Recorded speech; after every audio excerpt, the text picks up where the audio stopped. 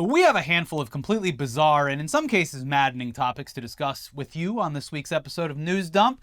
From new lows for Ticketmaster to complete chaos continuing to play out on the raging car fire that is Twitter.com, to updates about stories that have somehow gotten even stranger. I think there's bigger news than any of what you just said, though. Yeah, that's right, because right as we're about to hit record... Moments ago! Breaking news. It was announced that Donald Trump was indicted. And great timing, Department of Justice. It's MLB opening day, and I have tickets to the game. I'm sorry, but we had to film and get this over with. I'm sure we'll talk about the whole Donald Trump indictment more on Weekly Weird News, or at the very least have an update on it. At least I want to see the mugshot. Yeah, well, it's going to be hard to tell which one's real mixed with all the AI-generated ones out there. But I guess we'll start the episode. We'll get to that tomorrow. The episode the way I had written it before all this news came in. First thing we're going to focus on today is something a bit lighter, because news has been heavy recently, and we have a news story that is so pointless and stupid that there's really not much to do but point and laugh. And we enjoy covering random legal topics on this show from time to time, but one of the things this country is known for are frivolous lawsuits. And look, I have no idea how serious the guy behind the lawsuit against Gwyneth Paltrow is, but at face value, it seems like an accident that is inherent in the sport that they were both engaged in. And look, to be clear, I'm no Gwyneth Paltrow fan. In fact, I think her stupid e-commerce website and holistic advice blog has probably done more harm to the nation than her skis ever could. It's literally burned down multiple homes. But the trial that's been playing out as a result of her crashing into someone, or the other way around, while skiing, has been one of the silliest goddamn things I've ever seen. It's a real Rashomon situation of who was higher on the hill than the other at any given time, who hit who, whose fault it was, who ran away, who stayed. The trial itself feels like it was written by comedy writers and is just a play that is happening and isn't a real serious trial. Yeah, this is like the trial of Tim Heidecker. It really is.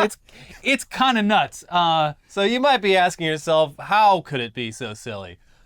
Well, we will get to the clips, but you have to see to believe. Let's start with the basics of exactly what's happening here. And to be clear, we don't know enough about this case to really take a position one way or the other.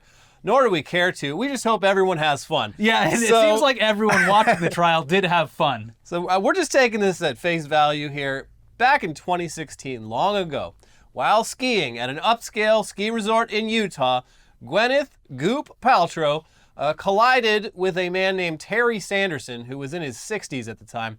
He suffered what is described as physical and emotional wounds.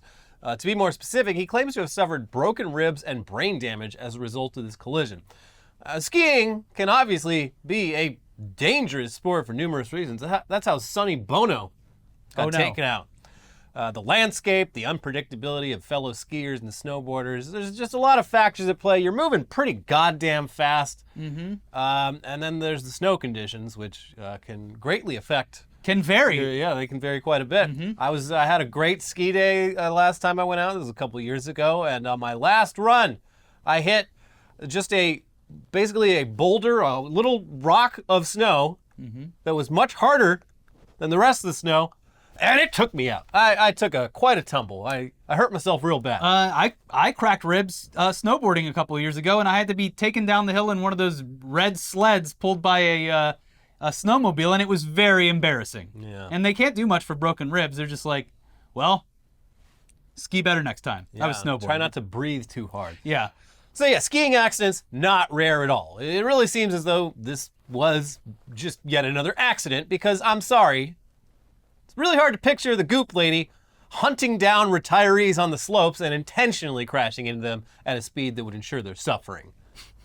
It would be diabolical. I mean, I wouldn't put it past her, but... I know. Maybe she could, so that she could then sell him a holistic cure. Yeah, I've got just the thing for all those broken ribs. A vagina egg. Yeah. Now, we're not saying this guy didn't suffer any injuries, but this shit happens. And in a lot of cases, the results are much worse than a few cracked ribs. It also at least crosses your mind that maybe this guy wouldn't have filed a lawsuit against the person he collided with if it weren't Pepper Potts.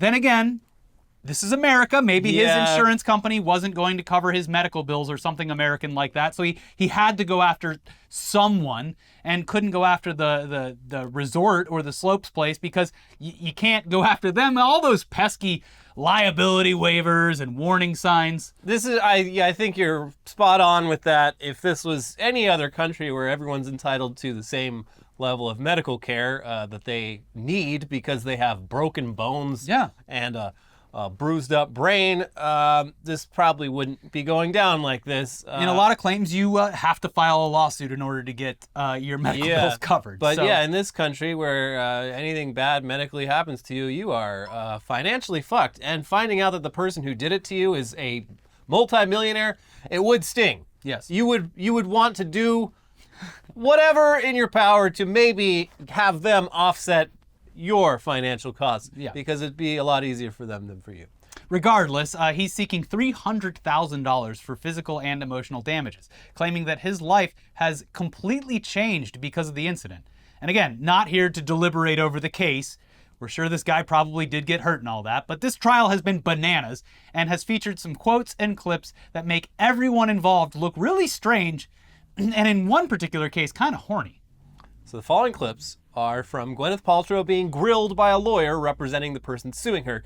Keep that in mind because I think the old guy's lawyer might actually have a bit of a crush on Miss Gwyneth Paltrow. Check it out. You were wearing goggles, a helmet. Yes, Okay, kind of looked like everybody else on the slope. that's always my intention. Okay. Probably had a better ski outfit, though, I bet. I still have the same one. May I ask how tall you are? I'm just under 5'10". Okay. I am so jealous. I think I'm shrinking though. You and me both. I have to wear 4-inch heels just to make it to 5'5". Well, so. they're very nice. Oh, thank you. And you're not trained in accident reconstruction. Me? Yeah, No. neither am I. I was yelling at him. Pretty loud, pretty forceful, I was pretty upset. right? You're Yeah. small but mighty. Actually, you're not that small. Okay, and I'm assuming, and you're under oath here, that you're a good tipper. Yes. Okay, fantastic. I wouldn't expect anything less. Yeah, And that's just, weird. pretty strange. For good measure, here are some more random clips from the trial as it's played out over the past few days, including one where the guy who filed the lawsuit evokes some QAnon-level reasoning for suing celebrities. Enjoy. Yesterday you heard Terry Sanderson say, it's a hard thing to bring a lawsuit against the celebrity. He said they destroy your life. His skis would have popped right off. You don't keep your skis when you get blown. Terry's tried to get off that mountain, but he's really still there. Part of Terry will forever be on the bandana run, figuratively. Whole different crazy story. Objection, argument, Your Honor. That is our. Overruled? Oh, then I reassert my crazy comment. Private security for my client wanted to bring in treats for the bailiffs for how helpful they've been. So I wanted to do that transparently and see if there are any objections. We object. We object. Okay. There's an objection. Okay, so I will let them know. Let them know thank you, but no thank you. Upon filing your lawsuit in a press conference, compare my client to King Kong coming out of the jungle. Yes or no? That was not my intention. In your opinion, is Ms. Paltrow's account consistent with what you know about biomechanical engineering? Yes, it is. And maybe another way to put that is it consistent with the laws of physics? It's the same question, yes. Yeah, Exactly. Ms. Paltrow's version, her scenario, is consistent with the laws of physics and what we know about biomechanics. He is blind in his right eye. He said, I use that term loosely. He's an optometrist, for heaven's sakes. He's blind in that eye from a stroke.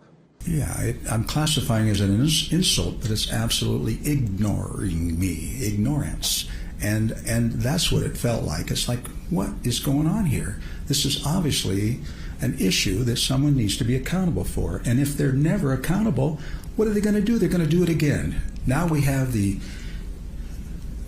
molesting of young children on an island? Your Honor, Denial. this is ridiculous testimony. He's talking about... Sustained as to relevance, the last part, the jury should disregard. Anyway, we hope that you will help bring Terry home off that mountain with a fair verdict today. Yeah, pretty bold to say that if people didn't hold celebrities accountable, they would go to they would bring children to sex islands. I mean, yeah, he's got a point. As for the end result, as of when we filmed this, the trial had officially ended. The jury had entered deliberations, and they were... That's it. We're going to leave it at that, I guess. On a cliffhanger, we are sure that the verdict has already happened. But honestly, it was the fun that they had along the way. The journey was far more important in this case. Mm-hmm.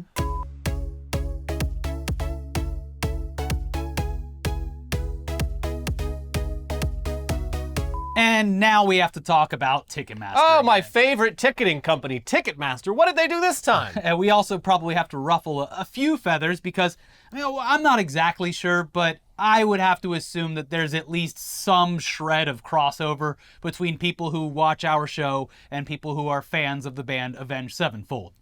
Look, I think they're kind of cheesy, and I wasn't even a fan of them back when I was in high school. They were definitely considered lame. Then again, I listened to some pretty terrible garbage in retrospect, too. This band has persisted in the metal scene for 20 plus years, so obviously they're doing something right, I guess.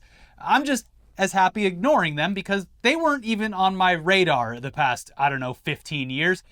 To each their own, but unfortunately, my radar had a ping on it this past week when it was announced that the band had partnered with Ticketmaster to launch a new era of ticket purchasing and live event attendance. Finally, right? I mean, we've been watching Ticketmaster struggle for so long, trying to figure out how to get tickets into the hands of real fans. Yeah. They've been keeping themselves up at night, they've been racking their brains, and they've been pulling out their pockets with flies buzzing out of them, just completely empty. It's an issue, though, that was almost non-existent before their monopolization of the live entertainment industry through their merger with Live Nation, which is strange. I don't know, just weird timing. Weird coincidence. Yeah, so how did they solve it exactly? They solved it with NFTs. Non-fungible tokens. God damn it, they're doing NFT tickets now. The first trial run of this method is in collaboration with Avenged Sevenfold, which many of you have pointed out to us online is not out of character for this band, I guess, or its members who have apparently been completely locked into crypto and NFT bullshit since the trend started to take off. Okay. Yeah. So this, like anything else attached to crypto in this year, 2023, really seems like something that was probably cooked up and committed to back when crypto and NFTs were soaring in manufactured popularity and hype, because these types of activations take time to come to fruition, which is probably why we're seeing so many stupid ideas still bubbling up from time to time. Yeah, these are probably, we mentioned another one recently, but it seems like the end result of contracts and ideas that were, forged and signed last year around this time. Yes. Regardless, this is being positioned as the next evolution in ticket sales, ensuring that real fans are the ones who will have access to tickets so they can see their favorite bands. Despite the clear fact that anyone could just buy one of these stupid NFTs and then use them to buy tickets and then sell those tickets for a higher markup than the cost of the ticket and the NFT. It doesn't really... Did anyone let Ticketmaster know there are dedicated marketplaces for NFT sales? I'm not sure. Unless Mr. Shadows, which I believe is what the M stands for in M Shadows. If Mr. Shadows is personally confirming every NFT, then maybe, but we're not sure if Mr. Shadows is doing that. So the Death Bats Club NFT collection, which gives you early access to their concert tickets, they are, of course, as ugly and as seemingly cheaply thrown together as most of the other NFT garbage you'll find in the NFT space. They are readily available for purchase on marketplaces like OpenSea, and based on the stats provided by OpenSea, it appears as though only around 5,000 people actually own these ugly things, which, spread out across, dozens of tour dates, means that this promotion and use case for NFT accounts is an incredibly small percentage of tickets sold because they're playing arenas. So there are dozens of us.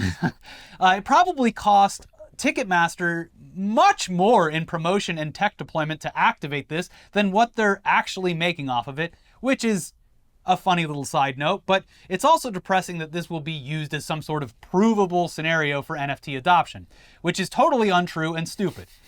Again, anyone could, if they fall for stupid marketing, could go buy one of these NFTs and then buy the tickets. It in no way guarantees the purchase for real fans. It just adds another step. Yeah, it just someone took an extra step and then hopes that they can not only resell the ticket, but then also offload the stupid bat head to some other idiot. And by the way, for real fans, not only are they having to pay for the tickets they buy, which are expensive, plus all of Ticketmaster's fees, which are expensive, but they also have to pay for the cost of the NFT, which is useless except for acting as a key to access early tickets that you have to pay for. Oh, you can also look at it whenever you're feeling sad. And show your other fellow Deathbat Club members down at the show. Pretty cool, huh? Which one do you have? Do you have the one with the rainbow headband or the one with the cool earring? But yeah, tickets, these are tickets, by the way, that will inevitably drop in price, as it historically has been proven, once the date of the concert gets closer. Just wait and see. I got so many concerts coming up that I'm excited to test this method out on. There are some like really good ones coming to LA in the next like 2 or 3 months. Just look at the Taylor King Swift. Gizzard at the Hollywood Bowl. It's like right now, like $500 for fucking nosebleeds. I'm like, you wait. Springsteen's coming. Springsteen might be tough. That one might be hard. Look at as a test The Cure. case. I'm gonna try it out on the Cure. Yeah. The test case here is monitoring the Taylor Swift prices as the date approaches for each place in the country. Yeah. Anyways, I have actually seen tweets when I was like looking into this whole promotion thing that tweets that are replied to and promoted by the band where people are like, wow, look, I'm glad I got my ticket. Look how expensive the resale market is. And it's literally just NFT people selling the tickets that they bought with their NFTs for marked up prices.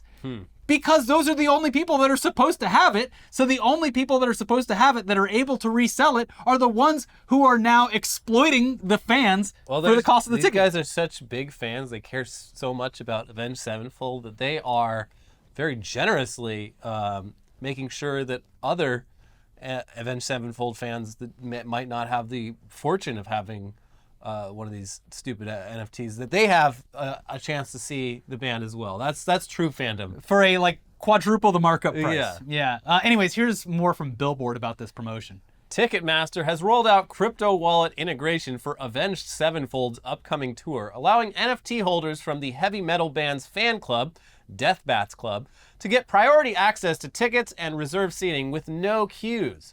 Fans have already used the feature to purchase tickets for events at New York's Madison Square Garden and the Forum in Los Angeles ahead of the general public.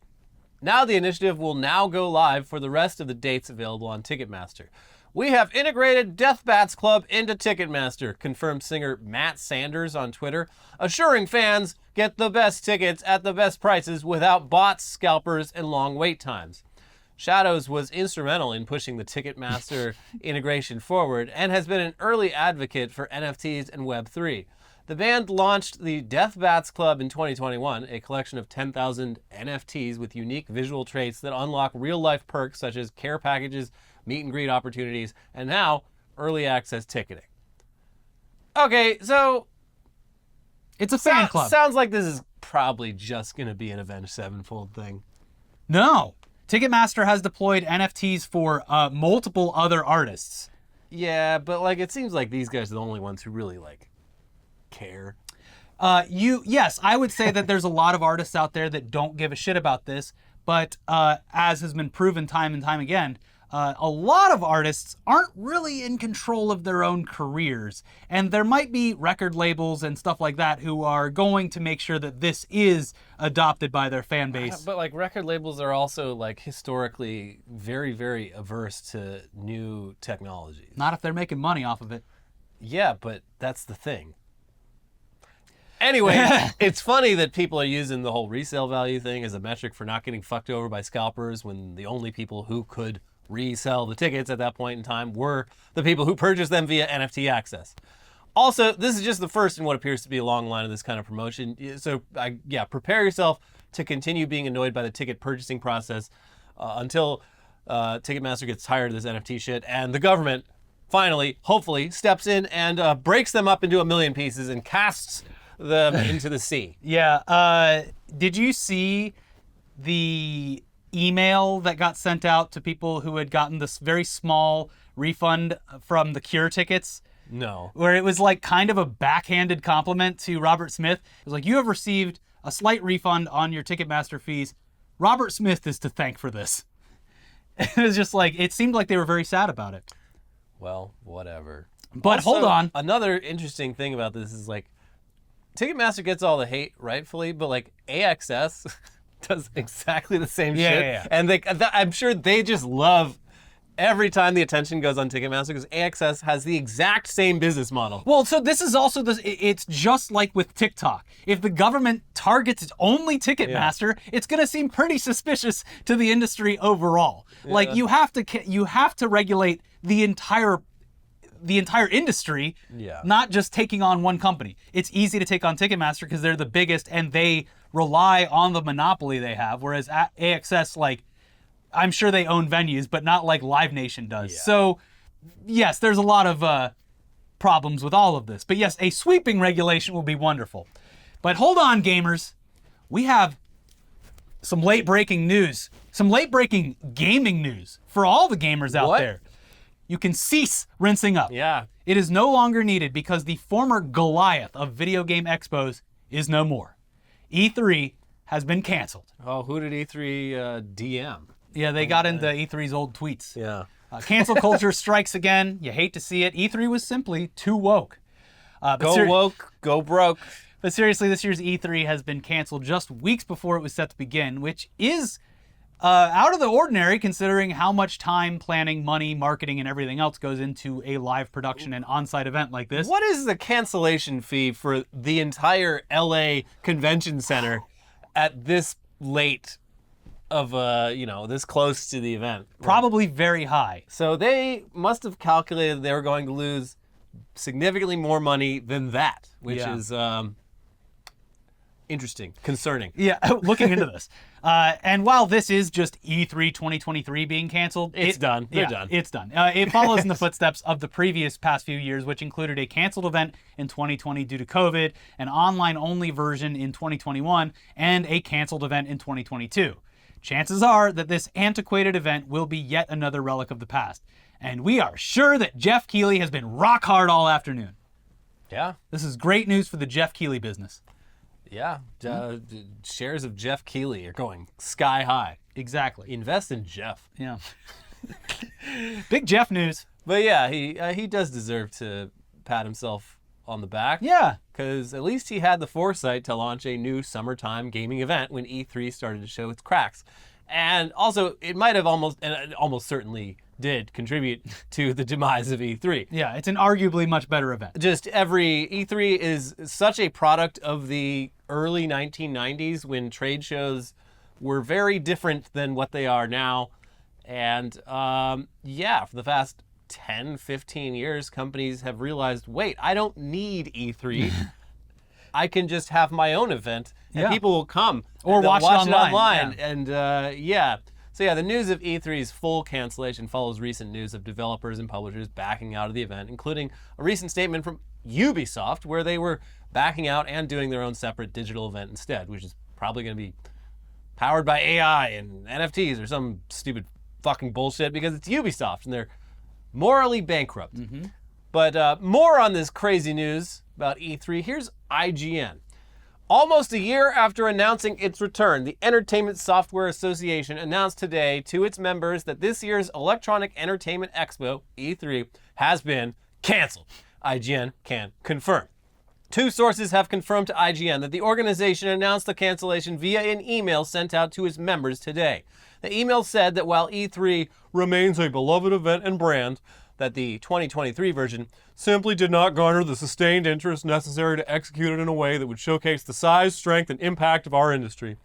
The ESA concludes the email by reiterating its commitment to advocacy work. It does not mention undertaking the show again in future years. It's fucking over. Mm-hmm. Following IGN's report, the ESA issued the following public statement from Kyle Marsden-Kish, Global VP of Gaming, Reed Pop. This was a difficult decision because of all the effort we and our partners put toward making this event happen. But we had to do what's right for the industry and what's right for E3. We appreciate and understand that interested companies wouldn't have playable demos ready, and that resourcing challenges made being at E3 this summer an obstacle they couldn't overcome. For those who did commit to E3 2023, we're sorry we can't put on the showcase you deserve and that you've come to expect from ReadPop's event experiences.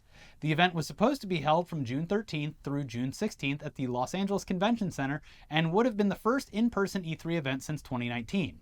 E3's return for this year was announced last June alongside the confirmation that E3 2022 had been canceled.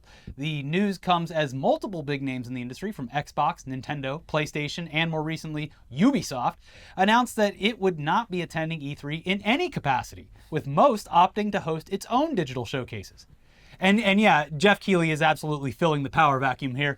He tweeted immediately after this announcement, adding a photo of him with the real-life Duke Nukem from back in 1995, adding, "E3 meant so much to me and to so many of you too.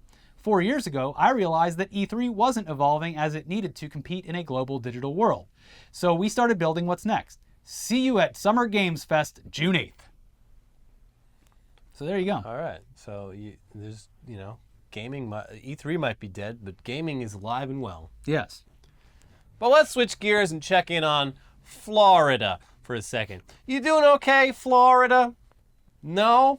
Well, good. Yeah. It appears as though the new board of directors installed by Governor Ron DeSantis that has been tasked with operating the district encompassing Disney World has already been rendered useless by the Disney Corporation thanks to some updates which include pretty hilarious verbiage. The best lawyers. This they do. In case you need a very fast refresher, basically Disney started its own district to operate services within their Florida parks footprint. It's a big footprint. Yes. In a way to somehow control and threaten Disney to stop being so woke all the time or whatever, DeSantis ruled that the district would be taken over by the state. But that means taxpayers would be on the hook for any expenses and debts. Yeah. So they reworded it and basically became nothing more than optics for DeSantis to make it appear as though he was punishing Disney, while ironically providing the company with something like $500 million in tax breaks for their new employee campus. Weird, huh? Also, that campus, I don't know. Based on everyone I know who works with Disney, it's, I don't know if it's happening. Yeah, well, immediately all of the California Disney workers were like, no, I don't want to move to Florida. You have multiple problems here. No one wants to move from Southern California to Central Florida. It is a massive downgrade. Yeah. And also they announced those plans before Ron DeSantis was governor. And that probably does change things. Yeah. Still, Disney decided to quietly remove any ability for the new DeSantis-installed board to do anything at all, thanks to a fun little loophole that they set up for themselves. Here's the New York Times. In the middle of that week, on February 8th, the Tax Districts Board, the Disney-controlled one, passed restrictive covenants and a development agreement giving the company vast control over future construction in the district. The new board doesn't have any say. Furthermore, the agreement is effective for perpetuity, according to the agreement, which uses contractual language known as a Royal Lives Clause. Quote, shall continue in effect until 21 years after the death of the last survivor of the descendants of King Charles III, King of England, living as of the date of this declaration. The agreement also prohibits the tax district, now called the Central Florida Tourism Oversight District, from using Disney's name, Mickey Mouse, and other characters without the company's approval. Disney can sue for damages for violations. Quote, the board loses, for practical purposes, the majority of its ability to do anything beyond maintain the roads and maintain basic infrastructure, Ron Perry, a member of the new board, told the Orlando Sentinel. Wow. So, that's wild. I'm reading a book right now about The Villages, the largest retirement community on Earth, which is in Central Florida. And a lot of the book is just about the weird shit that only exists in Florida, about like how public and private, there's like a very blurry line there, and you can basically like start your own town, and just how that all, and that started basically with Walt Disney basically coming to Florida and being like, hey, we need each other, but you need me a lot more than I need you.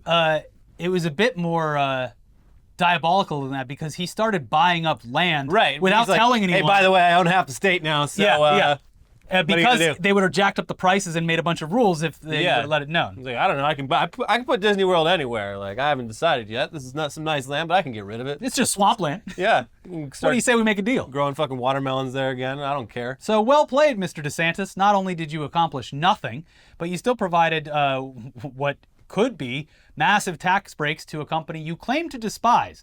And now you look dumb as hell following weeks of being made to look like a fool by your own party and former president. Well played indeed, sir. He's washed. But while we're on the topic of Florida, we have a small update on the story regarding that principal who was forced to step down after having the audacity to expose children to one of the most famous sculptures on earth, Michelangelo's David. Wow, that's grooming 101 right there. The principal's getting a nice trip to Italy. Hey! Which is nice, but, I'm sure they'd rather have their job back. I mean, this is like a Mr. Beast level consolation prize. The problem is not solved, but, you get a gift and everyone claps. A free trip to Italy? Yeah. I'll take it. We're just a living, breathing game show of a country, folks. Here's NPR. Every year, 6th grade students at Tallahassee Classical School have been taught and shown a picture of Michelangelo's David statue. But this month, things went awry, sparking an apology letter to parents, an emergency school board meeting, and a principal's resignation. On Monday, even the museum that houses the sculpture in Italy took notice. Cecily Holberg, director of the Galleria dell'Accademia, told the Associated Press that she was astonished at the controversy and welcomed the principal, school board, parents, and student body to come view the purity of the statue in person. Dario Nardella, mayor of Florence, Italy, also wrote on Twitter that he personally invites the Florida educator who was let go to the city to be recognized, adding that whoever teaches such art deserves respect.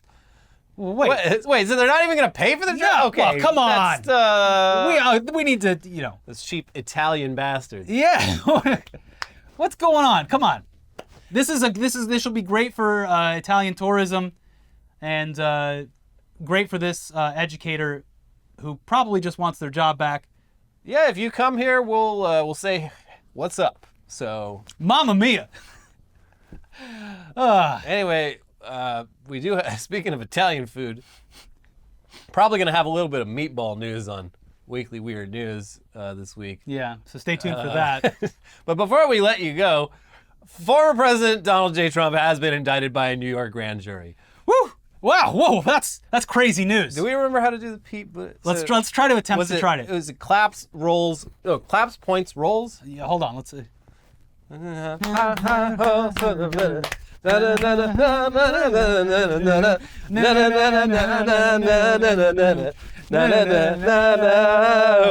we go. Yeah, that was, we do have like riding a bike. Yeah, exactly. So yeah, Donald Trump's indicted, everyone. Unfortunately, yes, this news broke right before we filmed. I'm heading to Dodger Stadium. We'll talk about Donald Trump tomorrow, but for now, we do have some funny clips that have been popping up since this was announced, especially this one from Fox News, finding out about this and breaking away from commercials to report on this news, which resulted in audible gasps throughout the newsroom. So enjoy. Here, we have just gotten word former President Donald Trump has been indicted by a grand jury in New York. Trump was under investigation by the DA's office for his alleged hush money payment to adult film star Stormy Daniels during the 2016 campaign. We were told by the Democrats and the media that your private life's your private life. Everything was consensual. Now, all of a sudden, consensual is a felony? And they're literally prosecuting the former president over sex? This DA in particular is the king of woke.